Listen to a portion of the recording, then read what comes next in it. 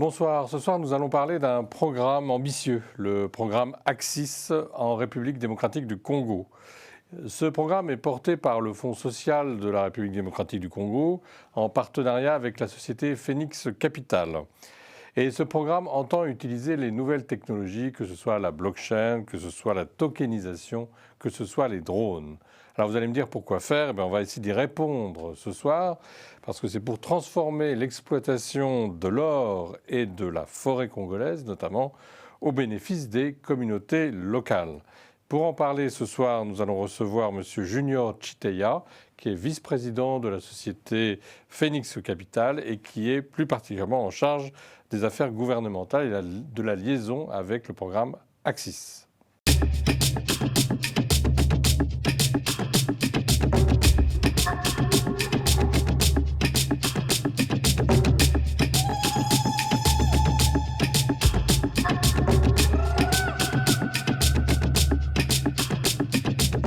Monsieur Chiteya, bonsoir. Bonsoir. Merci d'être là. Dans notre émission Afro-Droit, nous allons parler donc du programme Axis. Ouais. Alors, est-ce que vous pouvez expliquer à nos téléspectateurs ce qui se cache derrière Axis? Heureusement que nous parlons d'Axis dans Afro-Droit. Ici, il s'agit de répondre aux tout premiers droits d'un humain, et notamment des droits garantis par la Constitution, ceux de jouir équitablement des richesses nationales. Nous nous retrouvons au cœur d'un pays aujourd'hui. Vous êtes vous-même congolais, hein? Bien sûr, je suis congolais. Nous sommes au cœur d'un pays paradoxal qui détient d'immenses ressources naturelles, minérales et forestières, mais avec des communautés extrêmement pauvres. Alors, le programme Axis, qui signifie tout simplement Asset Exchange Impact Sovereign, est une plateforme d'investissement qui permet d'échanger les actifs de communautés de base avec les marchés financiers pour assurer que les communautés accèdent au capital qui transformerait leurs potentielles ressources en des bénéfices et en jouissance. Oui, ce que vous voulez dire, c'est que ces communautés ont besoin de capital pour se développer. Tout à fait. Il faut donc, ce que propose le programme Axis, transformer le potentiel naturel en moyen de développement, en prospérité. C'est un accès à un financement pour favoriser le développement des communautés locales. Dans les deux sens. Dans les deux sens. Les capitaux accèdent aux ressources, les ressources accèdent aux capitaux. Axis crée cette plateforme équitable. Donc c'est une plateforme gouvernementale? Et tout à fait souveraine. C'est une plateforme souveraine, c'est-à-dire étatique, qui permet aux communautés de mobiliser et de valoriser équitablement leurs ressources. Leurs ressources et d'obtenir des fonds.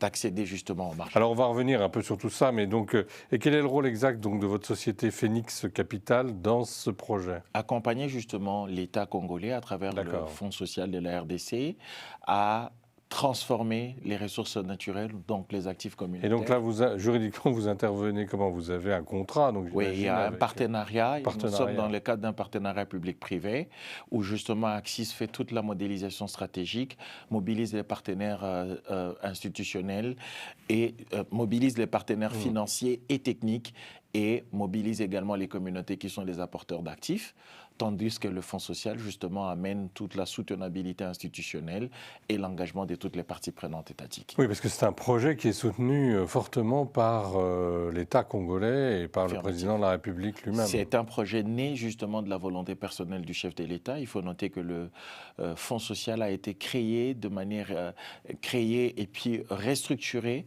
de manière à soutenir l'accélération des initiatives de relèvement à la base, avec un mandat spécifique de mettre en place des plateformes de valorisation des actifs communautaires pour justement financer le développement territorial. Donc là, c'est axé sur l'or et la forêt. Pourquoi ces deux piliers, je dirais? C'est axé sur toutes les ressources naturelles communautaires, mais aujourd'hui, principalement, les ressources naturelles communautaires sont basées sur l'utilisation des terres, et donc les forêts, et l'or, qui est la deuxième commodité de bénéfices économiques. Et ces deux ressources, donc, nous permettent de démarrer ce programme qui va s'étendre sur plusieurs autres actifs, notamment les cacao par exemple, les savoirs endogènes par exemple pour tout ce qui est pharmacopée et l'agriculture durable. Très bien. Alors, on va essayer d'entrer un peu plus précisément dans le fonctionnement de ce programme. Bien. Donc il y a d'un côté, si j'ai bien compris, les communautés locales avec leurs ressources. Oui. Et on cherche, en fait, on veut de l'argent donc pour développer. Donc il faut des investisseurs de l'autre côté. Oui. Alors supposons que je sois un investisseur, enfin qu'un investisseur nous écoute, il veut mettre de l'argent. Oui. Comment ça se passe en fait? Il va sur la plateforme alors et il investit. Voilà, très bien. Axis est une plateforme qui est basée sur 3 principes. La tokenisation, la monétisation et la transformation. Alors, qu'est-ce que c'est que la tokenisation? C'est justement la capacité d'amener à un investisseur un projet viable, solide, de transformation des actifs communautaires en richesse. Alors, tokenisation, exactement. Comment vous pouvez expliquer en 2 mots? C'est très simple, c'est encodé, c'est codifié de manière digitale, c'est numériser un projet d'exploitation durable des ressources. Alors, qu'est-ce que je reçois? Moi, je mets... La ressource. Non, mais je mets, je sais pas moi, 10 000 $. Oui. Bon, qu'est-ce qu'on me donne en fait? Dans les cas d'espèces, justement, c'est ce que je disais, dans les cas d'espèces, nous commençons par mettre en place des contrats de préachat de l'or et des crédits carbone futurs. C'est-à-dire que j'achète de l'or, c'est ça? Exactement. Vous achetez de l'or futur, mais à travers un projet solide, totalement dérisqué. Ensuite... Alors, en quoi c'est dérisqué, en fait? Vous suivrez justement le déploiement. Donc, pour faire très simple, j'ai expliqué les 3 principes. Oui. La tokenisation, c'est qu'il y a tout un projet structuré d'extraction des ressources naturelles de manière éthique, et notamment l'or et la transformation de l'agriculture paysanne qui permet de générer des crédits carbone de préservation et restauration de forêt. Ensuite, il y a la monétisation, c'est là où vous signez le contrat d'accès à ces ressources à travers de mécanismes de préachat. Enfin, il y a la transformation où justement les fonds qui sont mobilisés, qui sont gérés avec la haute intégrité, sous notamment la surveillance de n'importe quel investisseur, sont injectés dans la production des ressources. Ici, il s'agit de l'extraction durable de l'or et de Donc ça va permettre d'acheter du matériel, ça va permettre... Tout à fait, ça va permettre de financer la production. Donc, en faisant ça, j'investis en Vous quelque sorte. préachetez. Je préachète et je permets qu'on exploite la mine et qu'on extrait de l'or. Exactement. Bon. Il faut faire très attention, on n'exploite pas la mine.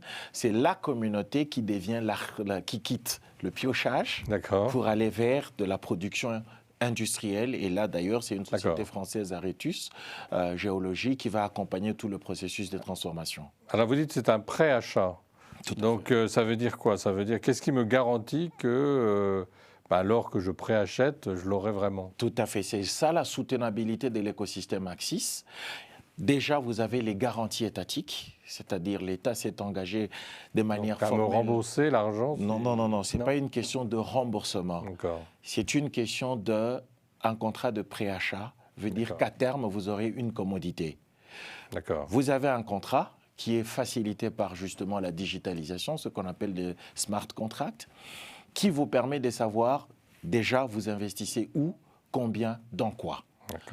Toute l'architecture opérationnelle est établie, bénéficiant de la soutenabilité institutionnelle étatique, bénéficiant d'une architecture de bas vers le haut qui vous permet de savoir que telle coopérative produit, j'injecte de l'argent dans cette coopérative et voici mon échéancier de livraison. Donc ma garantie, en un mot, c'est... C'est l'actif que vous détenez aujourd'hui qui est sous format digital, c'est la surveillance que vous avez sur les processus d'investissement, c'est différents mécanismes de dérisking qui sont justement présentés aux investisseurs et surtout c'est là où la technologie amène de l'avantage, c'est la transparence et les suivis des opérations qui sont déployées.